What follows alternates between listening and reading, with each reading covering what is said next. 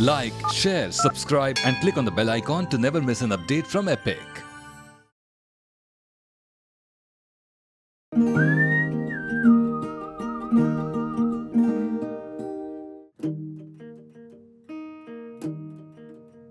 मैं अक्सर सोचता हूं, why do I cook? Is it because I'm a chef? Or is it to feed people? या मैं किसी ऐसे जायके की तलाश में हूं जो मुझे अभी मिला नहीं? It's not that. खाना मेरे लिए एक जरिया है जुड़ने का, लोगों से, जमीन से और अपने आप से। खाना मुझे जोड़ता है पुरानी यादों से और नए रिश्तों से। मैं ठहरना चाहता हूं ताकि अपनी रसोई को, अपनी कुकिंग को थोड़ा वक्त दे सकूं और इस 20 साल पुराने रिश्ते को एक बार फिर ताजा कर सकूं। After all I am because I cook. पुराने रिश्ते, पुराने नुस्खे और मेरी रसोई, राजा रसोई और अंदाज अनोखा।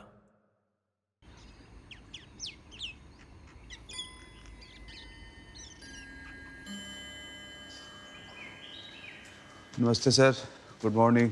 नमस्कार, क्या खबर? खबर तो बहुत अच्छी है, लेकिन खबर ये भी है कि किचन में खाने के लिए कुछ भी नहीं है। कुछ भी नहीं है मतलब? कुछ भी मतलब हम खा चुके हैं सर। अब कुछ तो होगा। है, मैं थोड़ा बहुत है, लेकिन बाजार जाना पड़ेगा। क्या है? अब सर वो क्या है कि थोड़ा सा कंद है और 2-4 केले होंगे, पेठा है। क्या करेंगे इसका सर?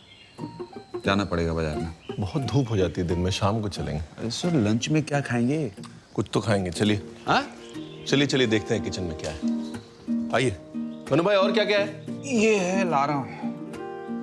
पेठा और भी है। अरे इतना कुछ तो पड़ा है यार मनु भाई। यहाँ चमन में बाहर आए हुए आप कह रहे हैं कुछ है नहीं। और केला है तो वो बहुत दिन से रखा हुआ है। अरे अब रखा हुआ है तो इस्तेमाल करेंगे उसको। आप गोरखपुर में क्या करते हैं खाना बच जाता तो? हमारे गोरखपुर में खाना बचता ही नहीं है। और बच जाता है तो उसको गाय बछड़े को खिला देते हैं। मतलब खाना कभी बर्बाद नहीं होता? नहीं, तो यहाँ भी नहीं होगा, आप टेंशन मत लीजिए। नारियल है? नारियल हाँ है, और ये भी है, प्याज भी है। भोजन का प्रबंध हो गया। चले? क्या क्या? ये नहीं चाहिए, आम नहीं चाहिए, पपीता नहीं चाहिए और प्याज नहीं चाहिए, बाकी लेके आ जाइए तुरंत।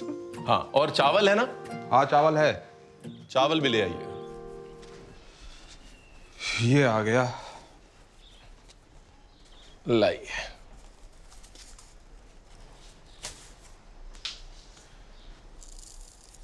क्या बात, परफेक्ट राइस उठा के लाए आप। अच्छा बताइए, महाभारत पढ़ी है आपने? महाभारत नहीं पढ़ी तो नहीं है, देखी है। वो चोपड़ा साहब की महाभारत आती थी ना, हाँ, टीवी में, Sunday to Sunday. Sunday to Sunday. अच्छा, महाभारत में ये बताइए, वनवास कितने साल का था पांडवों का? पांडवों का वनवास 12 साल का वनवास था, 1 साल का अज्ञातवास। और अज्ञातवास में क्या किया उन्होंने? अज्ञातवास में हाँ, उन्होंने अपना वेशभूषा सब बदला और नाम बदला। हाँ, और एक कोई राज्य था, वहां वो लोग गए, विराट राज्य। हाँ वहीं पर रहने लगे, 1 साल तक रहे। हाँ, और फिर वापस चले आए घर। उसमें सबने ऐसे ऐसे भेष बदले, जैसे अर्जुन जो थे वो एक डांसर बने, बृहन्नला। हाँ, और भीम बल्लभ नाम के कुक बने। सही जगह निशाना लगा है। अब भीम जो है वो खाने वाले थे, पहलवान आदमी, बनाने बनाने का उनको कोई आइडिया नहीं। तो पहले दिन किचन में गए, किचन में देखा बहुत सारी सब्जी पड़ी है, तो उन्होंने ली सारी सब्जी, काटी वाटी, हांडी में डाली। हाँ। और पका दी। और महाराज साहब को इतनी पसंद आई कि भीम की जय जयकार हो गई। अच्छा। और वो डिश थी अवियल। अवियल? और आज आप और मैं लंच में अवियल खाएंगे। अवियल खाएंगे? वाह।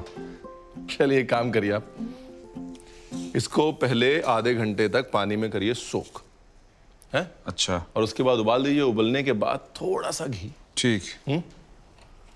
एक कहानी और है अवियल की, और वो कहानी ये है कि ट्रावंकोर राज्य में जो महाराजा साहब थे, वो हर साल एक फेस्टिवल करते थे, फीस्ट करते थे, जहां पे तमाम दुनिया के लोग आते थे, व्यापारी, प्रीस्ट्स। और एक साल कुछ ऐसा हुआ कि आखिरी दिन आते आते तमाम सब्जी खत्म हो गई।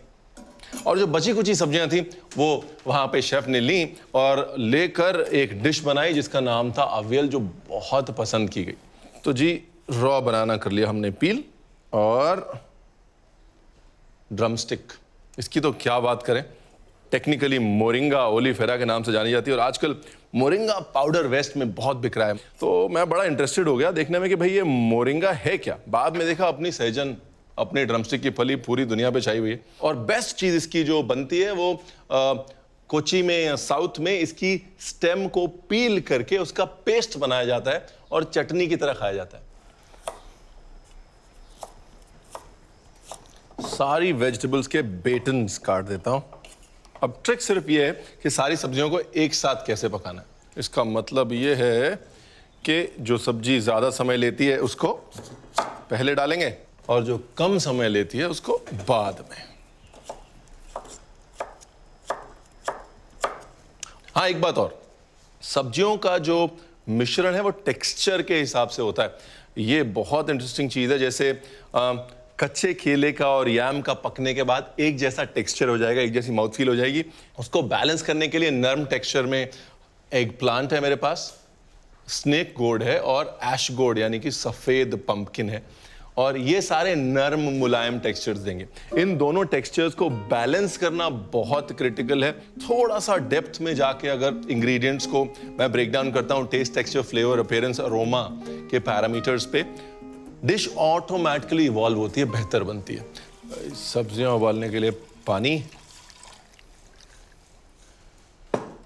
नमक, हरी मिर्च दिखी थी कहीं, हाँ, और ये गई स्लिट होके। Tougher vegetables first. यैम, ये गया कंद। सीरियन क्रिश्चियन घरों में जब अवियल बनता है तो उसमें आलू का इस्तेमाल होता है, लेकिन ओल्ड ब्राह्मण रेसिपीज, जो नंबूदरी ब्राह्मण रेसिपीज हैं, उसमें यैम का इस्तेमाल है, बिकॉज वो कम से कम 600 साल पुरानी, और 600 साल पहले हिंदुस्तान में आलू साहब आए नहीं थे।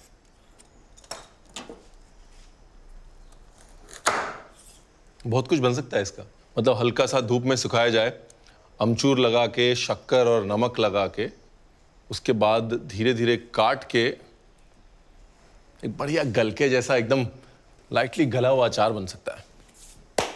तो इसको रख लिया जाए।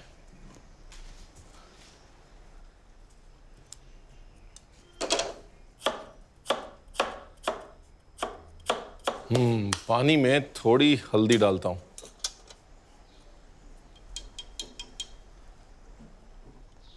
कैरेट्स, ये गई ड्रमस्टिक,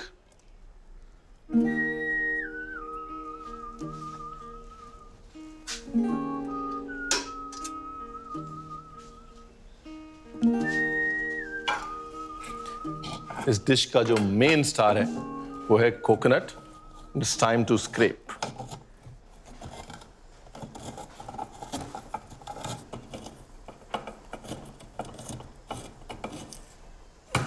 डन। मन्नू भाई। हाँ सर। नारियल, जीरा, हल्दी, हरी मिर्च, पेस्ट। आह, क्या बात। ये गया कच्चा केला। ओके भाई, सारी हार्ड सब्जियां डाल दी। अब सॉफ्ट सब्जियों की बारी। स्नेक गोर्ड,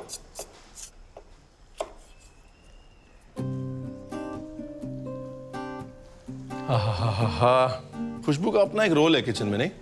जो एंटिसिपेशन खुशबू से क्रिएट होती है ना, जो भूख खुशबू से जागती है, उसका कोई मुकाबला नहीं। इसको देते हैं ढक।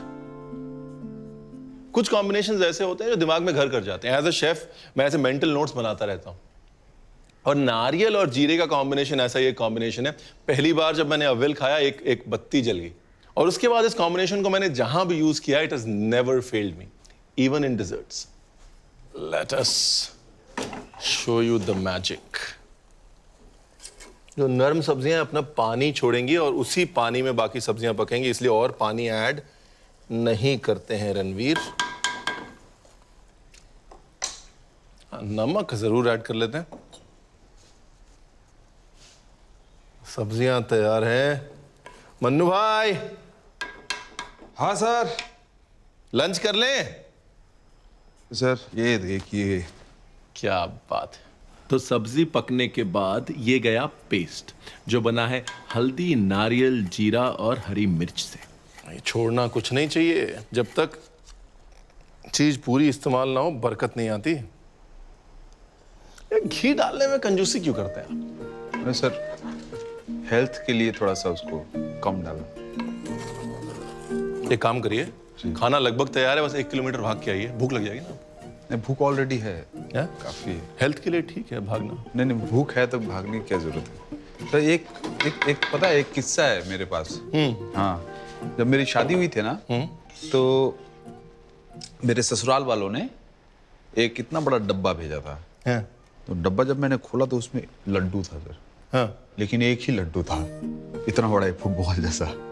फिर मेरी वाइफ ने मुझे समझाया कि दरअसल ये भीम का लड्डू है। तो ये भीम ने क्या वो अज्ञातवास में ये लड्डू बनाया था। लड्डू खाना है? मतलब आज आप भीम के कंधे पे रख के बंदूक चला रहे हैं, समझ गया? अरे नहीं कोई नहीं, भीम का लड्डू भी खिलाएंगे आपको। सर, लड्डुओं में जो भीम है वो भीम का लड्डू। कितना बड़ा बना है? सर आज बड़ा ही बनाते हैं कुछ। अगर ये लड्डू में तो बहुत घी होगा, 1 किलोमीटर भाग के आइए। तो थोड़ा चलिए थोड़ा छोटा कर लेते हैं सर। चलिए, आधा किलोमीटर। सर तो छोटा ही कर लेते हैं। ठीक। हा, गदाधारी भीम, क्या क्या बना के छोड़ गए आप। चलिए, करी पत्ता और सबसे इंपॉर्टेंट कच्चा नारियल का तेल। सारा जायका इसमें नारियल के तेल का है। चूल्हा बंद। और अब खटाई की बात करते हैं। यहां पे सारिंग के लिए मैं दही डाल रहा हूं। नॉर्थ केरला में दही डालते हैं, जैसे हम सेंट्रल केरला में आते हैं वहां पे टैमरिंड डालते हैं, और साउथ केरला में कच्चा आम डालते हैं खट्टा करने के लिए। I love what's happening here. Beautiful. सब्जियों पे एक परत बन गई है फर्स्ट क्लास सी दही और कोकोनट की।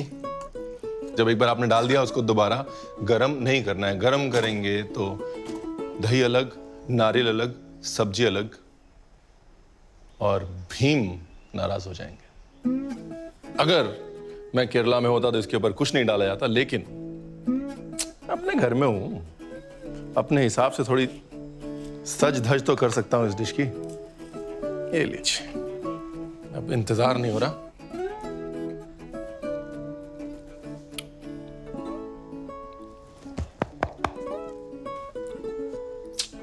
पहली खुशबू नारियल की, उसके बाद हल्की सी सौंधी खुशबू दही की, और टेस्ट करने के बाद सबसे पहले एक जीरे का फ्लेवर आता है, फिर मेलो डाउन होता है दही के साथ, उसके बाद नारियल का फ्लेवर आता है, उसके बाद सब्जी का टेक्सचर आता है, कहीं पे नर्म और कहीं पे हल्की सी सख्त, परफेक्टली बैलेंस्ड।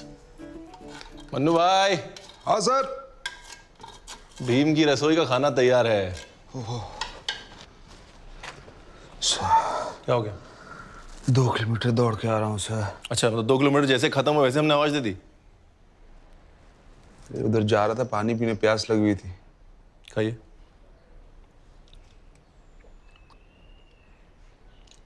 दो किलोमीटर भाग के आए ना, एकदम से खाना नहीं खाना चाहिए। आपको ग्लूकोज की जरूरत है। वो केले पड़े ना रसोई में, वो खाते हैं पहले। और भीम के लड्डू की तैयारी भी करनी है ना सर।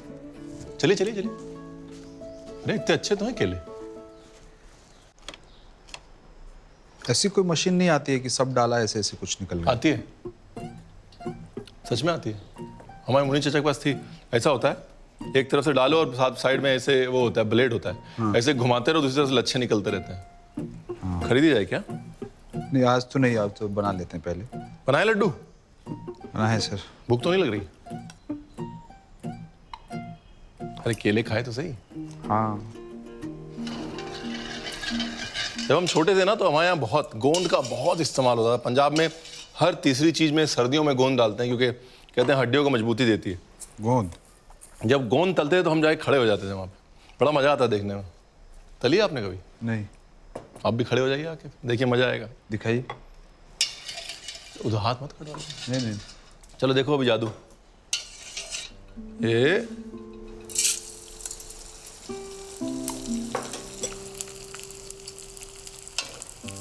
साबूदाने की तरह हो जा रहा है।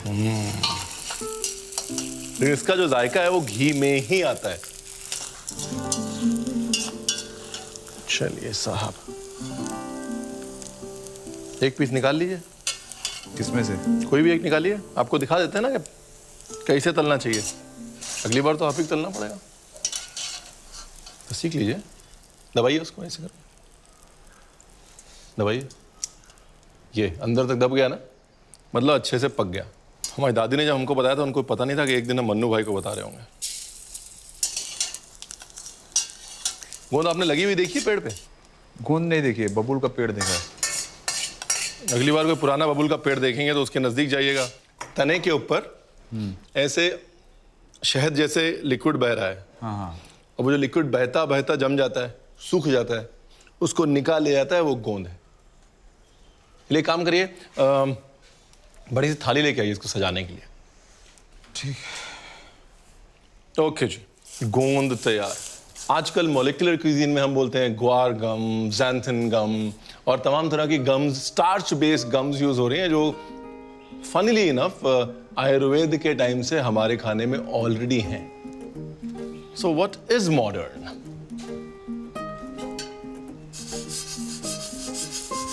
गोंद हो गई, अब रह गया आटा। आटे को भून लेता हूं। किचन के साथ ना सुपरस्टिशन बड़े जुड़े होते हैं। पंजाबी में एक वर्ड होता है पैखो। पैखो मतलब आपका किचन के ऊपर असर। फॉर सम रीजन जब भी मेरे पिताजी किचन के अंदर घुसते थे तो दादी जो भी तल रही होती थी वो तेल ठंडा हो जाता। तो मेरे डैड का किचन में घुसना मना था क्योंकि उनका पैखो खराब था। और मैं जैसे किचन में घुसता था सारे काम अच्छे से होते थे। तब उन्होंने मेरे को बोला था, बेटा तेरे हाथ में ना खाने के लिए बरकत रहेगी। There are so many intangibles in cooking. नहीं, अब ये बरकत देख नहीं सकते, बरकत नाप नहीं सकते, बरकत सिर्फ महसूस कर सकते। दिस इंटैंजिबल, ये खाने में बड़ा फर्क डालता है। आप दो लोगों को उतनी चाय पत्ती, उतना दूध, उतना पानी और उतनी इलायची दे दीजिए, कभी भी चाय एक जैसी नहीं बनेगी। क्यों? बरकत। आटा भुन गया लगता है, एक बार चेक कर लेता हूं।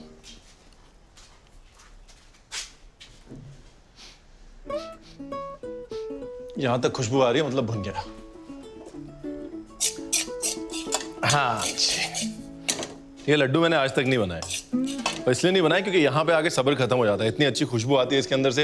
आदमी क्या करता है, गोंद अंदर डालता है, शक्कर डालता है और थोड़ा सा घी डाल के और बोलता है पंजीरी तैयार हो गई। लड्डू तक बात ही नहीं पहुंचती। अब इसको भीम का लड्डू क्यों कहते हैं ये तो मेरे को पता नहीं, लेकिन हाँ ये जरूर है कि लड्डू जो शब्द है उसका पहली बार इस्तेमाल महाभारत में हुआ। लड्डूका के नाम से पहली बार किसी गोल चीज को डिफाइन किया गया और वो टर्म हमको महाभारत ने ही दिया।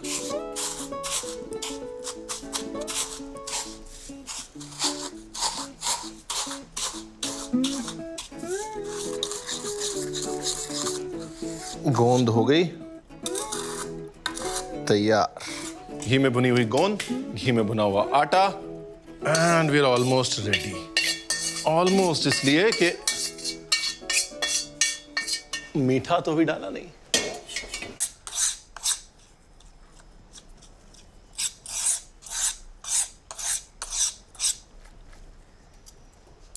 चाशनी के लिए उसी कढ़ाई में। ये एक और चीज सीखने को मिलती है घर की दादियों नानियों से। नहीं, एक ही बर्तन में कितनी चीजें पक सकती हैं, एक के बाद एक के बाद एक के बाद एक। कौन बार बार धोएगा उसको। ये लीजिए, चाशनी के लिए गुड़ डालता हूं, बिल्कुल थोड़ा सा पानी।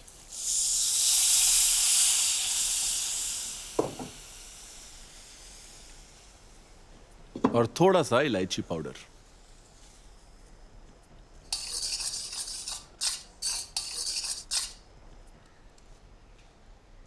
घी देखिए कितना साफ।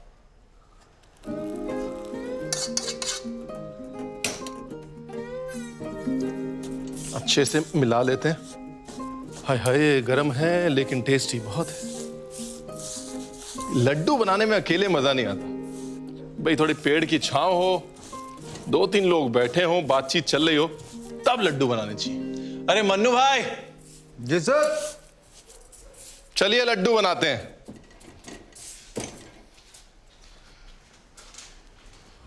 क्या हाल है मन्नू भाई? सब सर। हाँ, काजू बादाम कम नहीं पड़ना चाहिए ना। नहीं नहीं नहीं, बिल्कुल हो ही नहीं सकता। कितना बड़ा लड्डू आया था आपकी शादी में? अब तो और बड़ा हो जाएगा। सुबह इतना था, नहीं मतलब अब इतना हो गया। इतना तो था। चलिए, हम जितना बड़ा हमसे बनेगा हम बना देंगे। लाइए इसके अंदर मावा मेवा डालिए थोड़ा। डाल दो पूरा। पूरा मतलब? चलिए डाल दीजिए। अच्छी काम में कंजूसी आप भी नहीं करते। बस बस बस।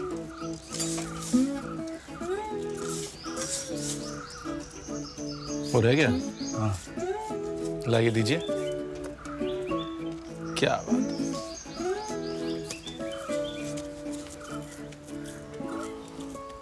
थाल खाली करिए जरा।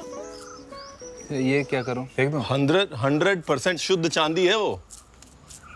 ऐसे कैसे फेंक देंगे आप? खोलिए उसको। एक काम करिए, आप लड्डू थामिए, पकड़िए इसको। थामिए थामिए। अच्छा, ये है सर, ये असली चांदी है। 100% शुद्ध चांदी कहे थे ना हम। हाँ हाँ हाँ। ये लीजिए, वाह, भीम का लड्डू। भीम का लड्डू, भीम का लड्डू। खाइए खाइए खाइए। खा रहे थोड़ा सा। नहीं, लड्डू काहे नहीं खा रहे हैं आप? इसी में से कर लेना है, इसी को पार्ट है। सर एक बात कहीं बुरा नहीं मानिएगा ना। बताइए। भांजा लल्लन जा रहा है गांव, तो आप अगर आज्ञा दें तो ये मैसेज के लिए भिजवा दें। बिल्कुल यार, बिल्कुल भिजवाइए। आप ही का है।